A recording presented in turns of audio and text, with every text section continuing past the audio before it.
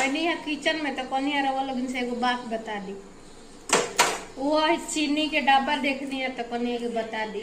हम यही में चीनी रखेंगे काहे कि छोटा बा, खाली हम ही चाय पिए, नहीं हमारे वो नहीं पीते हैं, इसीलिए यही में रखेंगे। तो रवा लोग इनके याद वाले से तो कनी एगो बात बता दी। चीनी के दाम काहे बढ़ा था मालूम बा? बढ़ा था ऐसे बढ़ावे वाला चीनी के दाम बाके हमार बिहार के स्टार लोग भोजपुरी दूध है, दूध में डाले के पिए के सोचनी है तो याद आ गए से तो बता देनी है। तो ये हमारे बिहार के भोजपुरी स्टार लोग चीनी के दाम बढ़ाओ था और इनके मालूम ना हुई वो कैसे बढ़ा होता है जानता नहीं? ऐसे कि गाना बेच के चुम्मा ले हब हम बैसाख में, चाहे देबू 1 लाख में।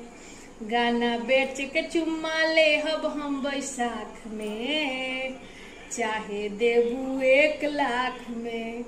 ऐसे बढ़ता